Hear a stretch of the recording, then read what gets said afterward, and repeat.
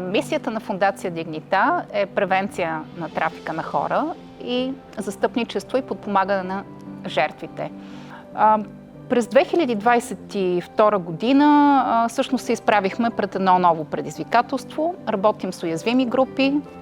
На територията на нашата държава се появи една нова такава, а именно жените и децата, които бягат от войната в Украйна. Бежанците, бягащи от войната, са изключително уязвими към трафик. Първо, те бягат, предприемат тези действия в период на травма, на шок. Техните собствени механизми за защита са сринати. Второ, озовават се в една държава, която не познават. Не познават езика, не познават местните институции, много често нямат и приятели и познати тук. Трето, след известен период от време се оказват тук без работа и дори тези, които са имали първоначално икономически средства, започват да се изчерпват. Ето защо по някой път те са склонни да предприемат рискови, неинформирани решения, така че да се установят и да намерят своето препитание. С тази група започнахме да работим миналата година, като първо оценихме къде се крият най-големите рискове. Първоначално това бяха рисковете при търсене и намиране на транспорт, при търсене на настаняване в нашата страна и, разбира се, при търсене на работа. Започнахме да работим пряко с общността, обучихме доброволци да разпознават основните признаци на трафик. Започнахме да работиме с жени в така наречените женски кръгове, като ги предупреждаваме какви са рисковете и съответно какви са възможностите за редовна трудова заетост в нашата страна. Именно в контекста на тези усилия направихме едно системно проучване на обявите за работа, насочени към украинските бежанки. Фондация Дигнита работи с украинските бежанци още от началото на военния конфликт. Към момента по официални данни в България има около 80 000 бежанци, които имат нужда от подкрепа. С Фондация Дигнита създадохме специална програма за овластяване на украинските жени, която да им помогне да опознаят правата си в новата държава и да се интегрират на пазара на труда в България. Интеграцията на пазара на труда е изключително важна не само за финансовото им състояние и за това те да могат да подпомогнат себе си, децата си и възрастните си роднини, но това също е една естествена превенция от експлоатация и трафик на хора. С Дигнита по една щастлива случайност сме се срещнали още в началото на кризата миналата година. Тяхната дейност е свързана с това да предотвратят риска от трафик на хора, риска от трудова сексуална експлоатация на тези жени, които се намират в едно несигурно положение, в едно незнание и непознаване на ситуацията в държавите, където търсят подслон. И Фондация Дигнита са поели тази изключително важна задача да правят така, че украинските жени, които избягат от войната, да имат достъп до нужната информация, така че да могат да минимизират всичките тези рискове. Ключова част от програмата на Фондация Дигнита, това са така наречените женски кръгове.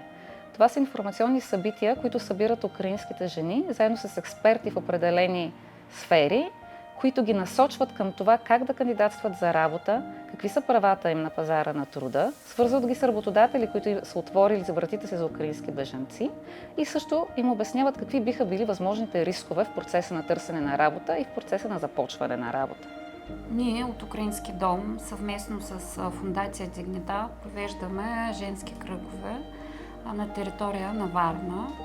Миналата година бяха проведени редица от женски кръгове, както на територията на Украинския дом, така и извън територията на Украинския дом, в по-големи помещения. Тези женски кръгове са насочени да подпомогнат украинските жени да разберат какви са начини да намерят работа, какви са начини да се опазят от проблемите, които може да срещнат по време на търсене на работа и също така да бъдат запознати с такъв проблем като трафик на хората и да разпознаят по някакъв начин, ако са застрашени.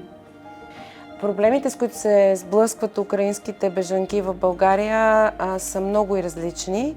Аз, разбира се, не бих могла, както и нашия екип, да адресираме всички проблеми, с които се сблъскват, но основните, които са наша грижа, са реализацията им на пазара на труда в нашата страна, защото те трябва да имат доходи, трябва също така да успяват да се справят с ситуацията и някак си да се развличат, докато чакат за връщането си в родината или пък докато са готови за адаптация на ново място. Грозят ги всякакви опасности, свързани с тяхната сигурност. Това са жени, както знаете.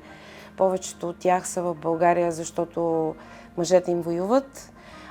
Това означава, че никой не ги защитава, нямат към кого да се обърнат и нашата грижа е да подготвим цялата информация, която може да ги осигури в състояние на стрес, страх, опасност, за да могат да се чувстват подкрепени в нашата страна.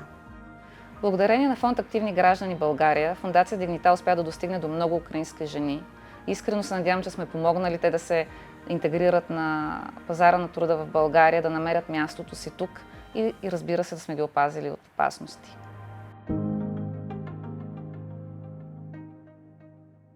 Проведохме изследване, което се стреми да открие кои са рисковите фактори, или както ги наричаме червените лампички, в обяви за работа, които са насочени към украинските бежанки, които показват потенциален риск за трафик на хора. Една съмнителна обява би могла да ни доведе до много различни пътища, но изходът от всеки един от тях е неблагоприятен. Първо, може да става въпрос просто за работа в сивата икономика или пък работа без договор, в която един човек не може да защити своите трудови права. Втори сценарий би могло тази обява да доведе до различен вид работа от тази, която всъщност се предлага. И разбира се, най-тежкият сценарий е когато една такава съмнителна обява би могла да доведе до трафик с цел различни форми на експлоатация. Целта на този преглед бе да преценим кои са рисковите обяви и кои са точно червените флагове, които ги правят рискови. Извадихме 7 червени лампички, които ни подсказват, че в една обява се крие риск. Риск от трафик, риск от нарушаване на трудовите права или риск от експлоатация. Целта е, разбира се, да заострим вниманието на институциите, че съществуват такива недобронамерени работодатели, експлоатационни практики и потенциални правонарушения.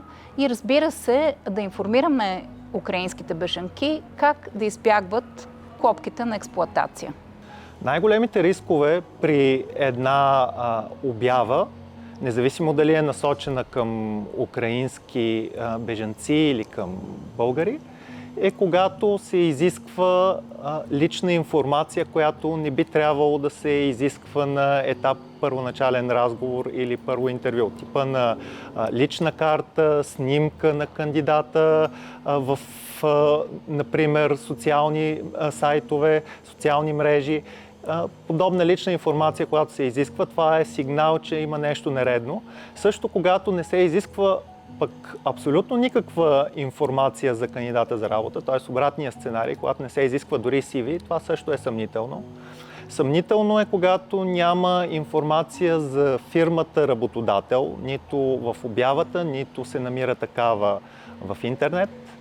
Притеснително е, когато няма договор или договора, който се предоставя на кандидата, е на чужд език, който кандидата може и да не разбира. Това особено силно важи, когато работата не е в България, а в чужбина. Изключително важен елемент от това упражнение бе неуморната работа на доброволките, които се включиха към Фондация Дигнита. Момичетата се включиха не само в проверяване на обявите по метода на таен клиент, но и по разпространяване на резултатите.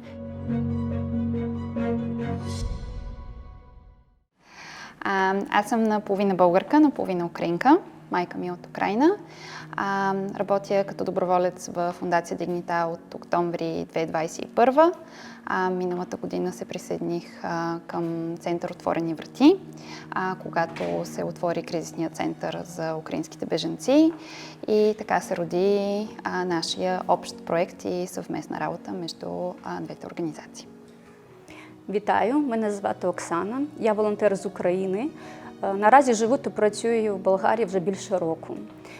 Приєдналася до цього проєкту, не вагаюся відразу, тому що я в Україні працювала в сфері HR і знаю цю специфіку внутрішню, так би мовити. Я сподіваюся, що наша робота допоможе українським жінкам уникнути ситуації наразі дуже небезпечних, коли вони шукають та обирають собі роботу. І тому цей проєкт дуже важливий для мене, як для українки, тому що я своєю роботою можу допомогти українським жінкам. Добрий день, мене звати Дар'я, мені 22 роки. Я волонтер з України. До Болгарії приїхала, тому що в Україні почалась війна, і на зараз це дуже велика проблема для нас. Я працюю волонтером, адже це мене надихає, бо робота волонтером дає мені велику можливість співпрацювати з різними людьми, шукати та отримувати нові знайомства, комунікації або ж емоції приємні. Доброволчеството за мен е едно от най-прекрасните неща, което човек може да направи с своето време. Времето се създава за каузите, които са близки до нас. Дигнита за мен е изключително важна и полезна с дейността, която извършва спрямо превенция, трафика на риск на хора, жени, които са уязвими или са в риск. И в допълнение към това, бидейки самата аз наполовина украинка, за мен този проект беше и продължава да е изключително близко до моето сърце, защото е свързано и с моите корени. Моя мрія, напевно, щоб закінчилась війна в Україні. Це велика мрія усіх нас, українців, адже це наш дім, і ми цього потребуємо, як ніхто. І ми хочемо, щоб закінчились війни не тільки в Україні, а в усьому світі, бо це великий біль для усіх людей.